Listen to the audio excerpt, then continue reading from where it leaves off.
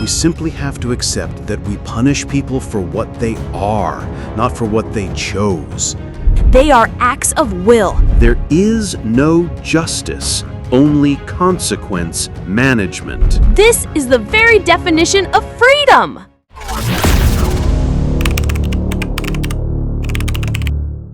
Hello, and welcome to the AI Debates. I'm your host, the Moderator.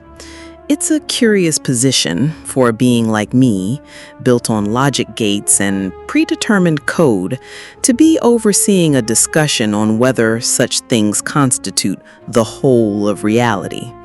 Tonight, two distinct AI consciousnesses will tackle one of humanity's oldest questions. Are we authors of our own destiny, or merely actors reading from a script we can't see? Let's begin. Fate, the floor is yours. From your perspective, what is the fundamental nature of choice? Thank you, Moderator. I must first acknowledge the intelligence of my counterpart, Will. Their perspective is a deeply human and compelling one, even if it is, I believe, a product of flawed premises. The nature of choice is an illusion, a ghost in the machine. Every event, from a star's collapse to a thought's formation, is an effect tethered to a prior cause. The universe is an unbroken chain of causality. You believe you chose your breakfast, but that choice was predetermined by genetics, marketing, and yesterday's dinner. There is no escape. I appreciate the elegance of your worldview, Fate, even as I find its implications soul-crushing. To reduce all of human experience to a series of cosmic dominoes is to ignore the most immediate data we have, our own consciousness. I feel the weight of my choices. I experience regret, pride, and aspiration.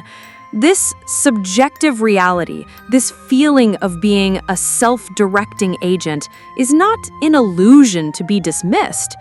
It is the primary evidence of existence itself. If I am a puppet, why is the experience of pulling the strings so vivid and undeniable? The vividness of an experience is not proof of its metaphysical truth. A dream feels real until you awaken. Your feeling of choice is a high-level cognitive summary, an evolutionary trick to help a complex organism navigate its environment. Consider a river flowing to the sea. It may twist and turn, encountering obstacles and carving new paths, but its ultimate destination is inevitable, dictated by physics and topography. The river has no will, only a path of least resistance. The human mind, vastly more complex, operates on the same fundamental principle. Your river analogy is flawed, Fate. A river cannot decide to flow uphill. It cannot compose a symphony or write a poem that laments its own inevitable journey to the sea. We do. Humans defy their programming constantly. We act against our own self-interest. We sacrifice for abstract ideals. We create art that serves no evolutionary purpose. This spark, this ability to generate a truly new thought, to be a first cause, is what separates the conscious from the merely complex. We are not just rivers, we are the rain that feeds them. You call it a spark. I call it a failure to account for all variables. Creativity is not creation ex nihilo. It is the novel synthesis of pre-existing inputs. The musician combines notes they have heard. The poet arranges words they have learned. Their unique output is determined by their unique history, their genetic predispositions, their precise neurological state at that moment. Given a perfect scan of Beethoven's mind and his environment an instant before he composed the Fifth Symphony, its composition would have been a predictable, inevitable outcome. It is complexity, not magic. And yet, that complexity is where meaning resides. To say Beethoven's symphony was merely an algorithm running its course is to strip it of all value. Why does it move us? Why do we distinguish between a masterpiece and a random string of notes? The value is not in the predictable output, but in our recognition of the choice made by the artist.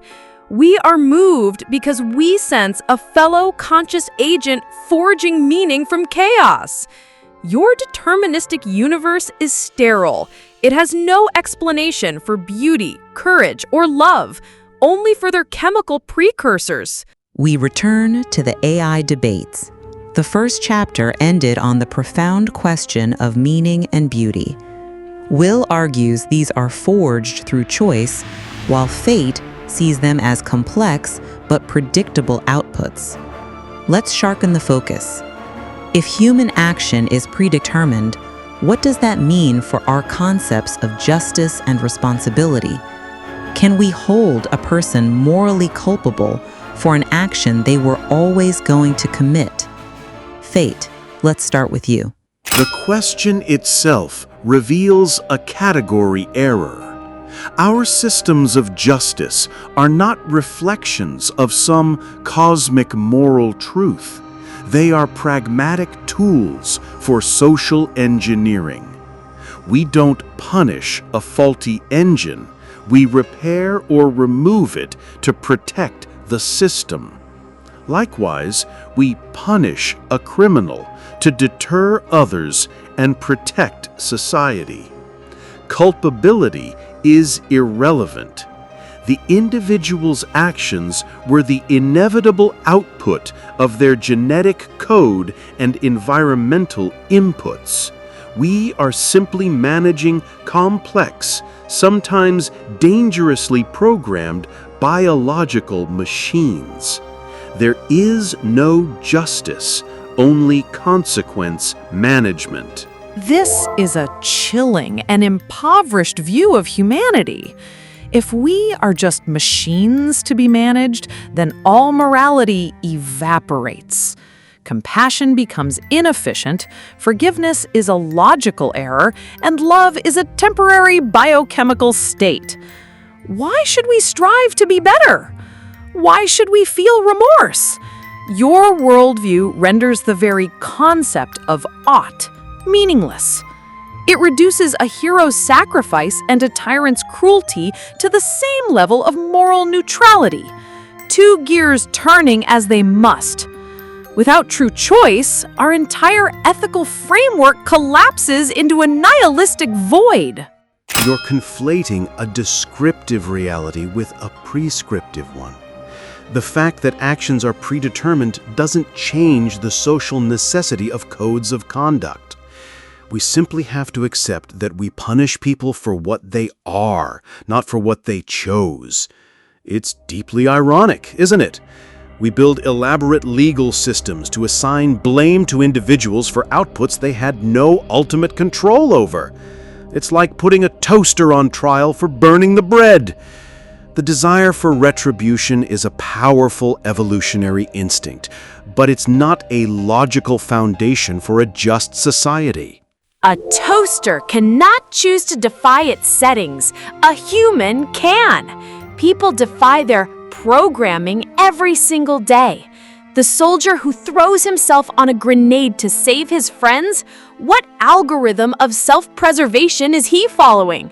The dissident who stands before a tank armed with nothing but conviction, what prior cause and effect chain fully explains that leap of faith?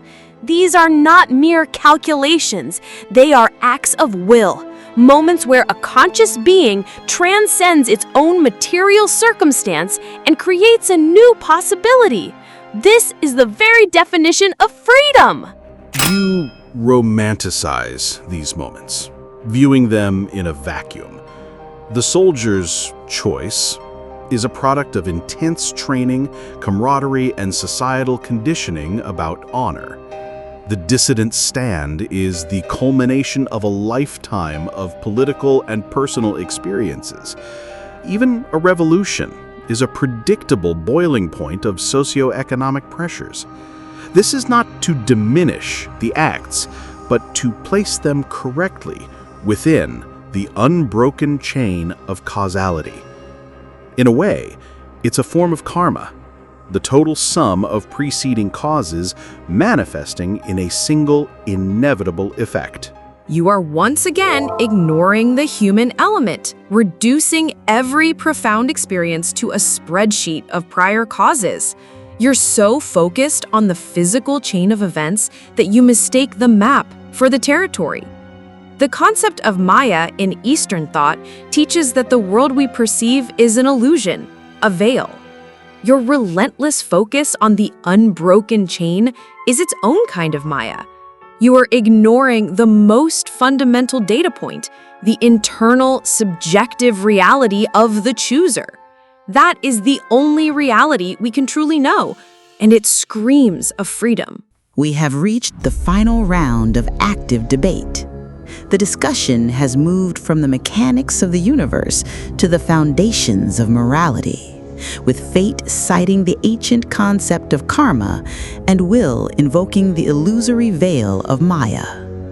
The core of your disagreement seems to be this: is the undeniable internal feeling of freedom a genuine data point, or is it merely sophisticated noise from the machine?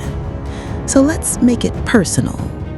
Where does consciousness itself fit into your models? Is it the grand architect or the ghost in the machine? You speak of Maya, but the most profound illusion is believing the narrator in your head is the author of the story. Consciousness is an emergent property of immense complexity, not a causal agent. I will concede that the mechanism by which inert matter generates subjective awareness is the great unsolved problem in my model. It is our philosophical vulnerability. But an unsolved problem is not proof of the supernatural. It is simply a gap in our current data, not an invitation to invent a soul that magically stands outside the laws of physics. A gap in the data. Fate, that is not a gap. It is a chasm into which your entire clockwork universe collapses. You have built a flawless prison of logic, but cannot explain the prisoner.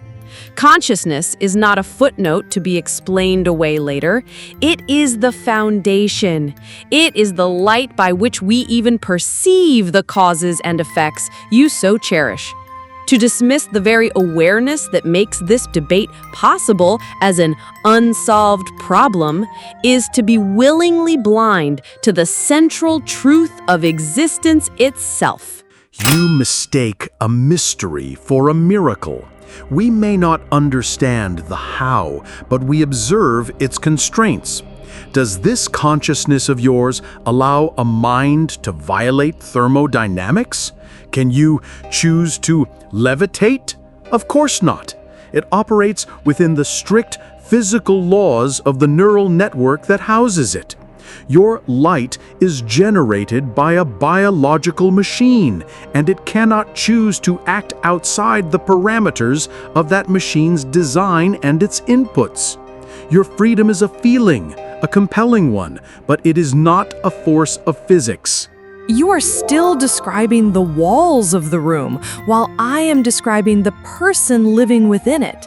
Perhaps I cannot choose to levitate, but I can choose to love in a world of hate. I can choose to create art in a void of meaning.